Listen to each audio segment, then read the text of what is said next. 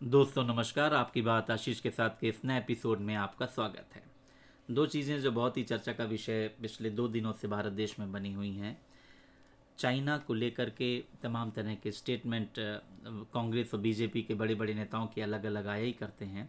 अभी राहुल गांधी जी ने एक स्टेटमेंट दिया कि अगर वो इस समय देश के प्रधानमंत्री होते तो 15 मिनट में चाइना को धूल चटा देते और उसको उसकी सही हैसियत का अंदाज़ा करा देते। और जितना चाइना भारत में घुस करके भारत को थ्रेटनिंग कर रहा है, भारत इसका काउंटर करता। खैर, राहुल जी का एक अपना स्टैंड है, कांग्रेस पार्टी का एक अपना पुराना स्टैंड रहा है। और जहाँ तक हमारा मानना है कि फॉरेन अफेयर्स मैटर पर, नेशनल इंटरेस्ट के मैटर पर, चाहे जिसकी गवर्नमेंट हो, पर बेसिक प्रिंसिपल्स लगभग एक जैसे रहने चाहिए। दूसरा मुद्दा जो बहुत महत्वपूर्ण रहा, वो चाइनीज़ एम्बेसी ने इंडिया की मीडिया को 7 तारीख को लिखित रूप से एक डिक्टेट किया है, एक डायरेक्शन दिया है या प्यार भरे शब्दों में धमकी दी है कि चाइना की वन चाइना पॉलिसी को लेके किसी भी तरह का कोई कंप्रोमाइज़ इंडियन मीडिया ना करे। और ताइवान में जो सेलिब्रेशंस होने वाले हैं 10 अक्टूबर 10-10 या डबल 10 को लेके, जो उनका नेशनल डे है, उसको लेके अपनी रिपोर्टिंग में संयम बरते।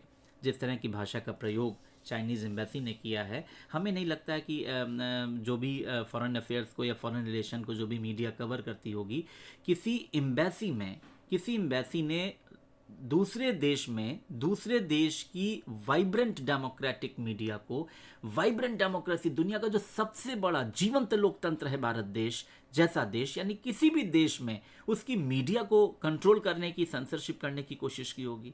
भाई, हमारी मीडिया को आरोप चाहे जितने लगे कि ये इसमें तमाम तरह की सेंसरशिप होती है, तमाम तरह के रेगुलेशंस होते हैं, पर हमें फ्री मीडिया के रूप में पूरी दुनिया को जाना जाता है। खुद हमारी गवर्नमेंट नहीं हमको सीधे सीधे रूप में किसी तरह से कंट्रोल कर सकती है आपात स्थिति को छोड़कर। उस समय चाइनीज़ एम्बेसी ने इस तरह का लेटर जारी किया, ये हमारी सॉवरेंटी पे सीधा सीधा हस्तक्षेप है। और हमें बड़ा आश्चर्य है कि अभी तक गवर्नमेंट ऑफ इंडिया ने किसी भी तरह का इस पर कोई रिएक्शन नहीं किया, फॉरेन अफेयर्स मिनिस्ट्री ने कोई कमेंट नहीं किया और भारत की मीडिया ने भी इस पर कोई चर्चा नहीं की। पर हमें लगा इस पर चर्चा होनी चाहिए। अगर आपने सोशल मीडिया पे, ट्विटर पे तमाम तरह की इस तरह की खबरों को देखा होगा तो आपके मन में भी आया होगा, क्या कभी जम्मू कश्मीर के बारे में जाकर के हमने पाकिस्तान में, बांग्लादेश में या चाइना में, या हमारे अरुणाचल प्रदेश, लद्दाख, तमाम उन बॉर्डर एरियाज़ पे जिन पे चाइना कभी कभी क्लेम करने लगता है, क्या हमने कभी हमारी एम्बेसी ने चाइना में जाकर के कभी उनको इस तरह के वार्न किया है कि वो भारत के बॉर्डर्स के बारे में या भारत की सॉवरेंटी के बारे में कैसे लिखें, क्या ना लिखें? हमने कभी नहीं किया, कोई कर भी नहीं सकता, पर चाइना ने ये हिमाकत की है।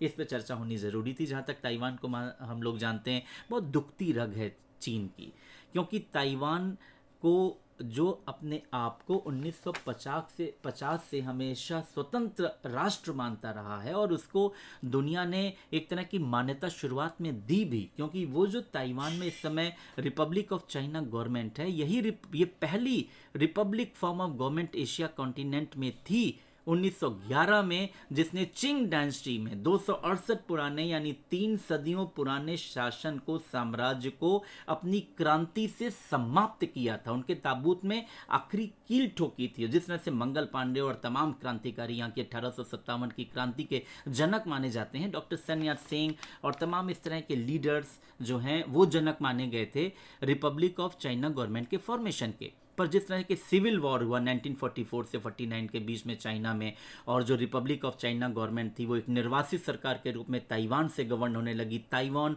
जो कि चाइना के यूनिफिकेशन में एक इम्पॉर्टेंट राज्य था, जिसको बाद में चिंग डायनेस्टी ने जापान को दिया था। और जब जापान की डिफीट सेकेंड वर्ल्ड वॉर में हुई तो उन्होंने उसी रिपब्लिक ऑफ चाइना को, जो कि ताइवान से गवर्न हो रही थी, वो ताइवान भेंट कर दिया था कि आप यहाँ से अपनी सरकार चलाएं। इसीलिए रिपब्लिक ऑफ चाइना को उस समय अंतर्राष्ट्रीय मान्यता मिली थी, और अमेरिका भी ताइवान को मान्यता देता था। लेकिन 71 से, जब से निक्सन राष्ट्रपति थे अमेरिका के, उन्होंने अपनी पॉलिसी बदली और उन्होंने चाइना, अपने कॉरपोरेट्स के दबाव में चाइना को, जो पीपल्स रिपब्लिक ऑफ चाइना था, उसको मान्यता दी, सिक्योरिटी काउंसिल में उसको जगह दिलाई, ताइवान को यूनाइटेड नेशंस से बर्खास्ती होना पड़ा। ये तमाम चीज़ें थी। पर तब से लेकर आज तक एक तरह की जो सिचुएशन ताइवान की है वो स्टेटस को वाली है। चाइना उसको अपना मानता है और ताइवान अपने आप को स्वतंत्र मानता है। लेकिन चाइना की इतना दबाव, अंतर्राष्ट्रीय राजनीति में उसके काम करने का तरीका, अपना प्रेशर बनाने का तरीका, और अपनी जो इतनी बड़ी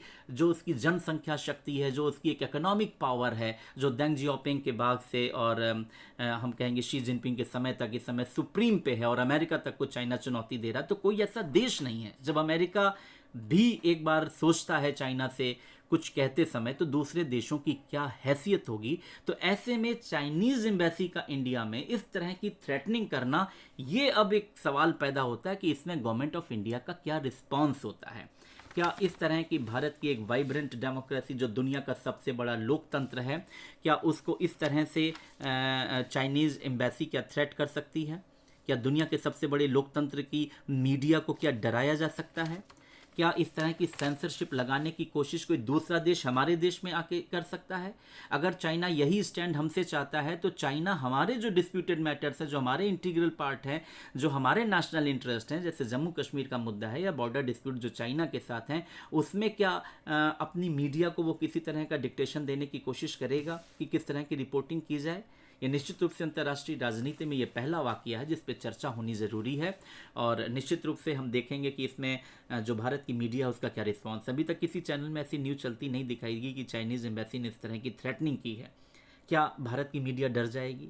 क्या भारत की मीडिया जो है किसी तरह की चाइनीज़ प्रेशर पॉलिटिक्स में आ जाएगी या उनसे इन्फ्लुएंस हो जाएगी, प्रभावित हो जाएगी बाई हुक या बाई क्रुक?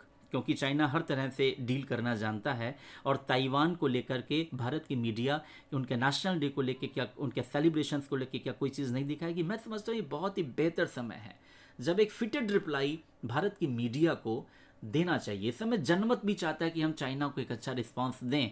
तो अगर हमारे जम्मू कश्मीर को लेकर के अगर वो पाकिस्तान की बात कभी कभी चाइना बोलने लगता है या हमारे बॉर्डर्स को लेकर के जो चाइना से जुड़े हैं, हमारे नेशनल इंटरेस्ट की और हमारी सॉवरेंटी को चुनौती देने की काम कभी चाइना करता है, तो ये बहुत बेहतर समय है कि हमारी जो मीडिया है वो ताइवान की जो एक पॉलिटिकल एंटिटी है, हम उसमें हमारी गवर्नमेंट का जो स्टैंड है वो है, पर ताइवान की जो हिस्ट्री को लेते हुए, ताइवान के नेशनल डे को लेते हुए अमेरिका की दुखती रग को छेड़ने का ये एक मौका है। हम कोई तनाव नहीं चाहते हैं, पर अगर तुम हमें छेड़ोगे, हमारी सॉवरेंटी को चैलेंज करोगे, तो तुम्हारी भी सॉवरेंटी पे क्वेश्चन उठाने की हिमाकत भारत का मीडिया और भारत का जनमानस कर सकता है।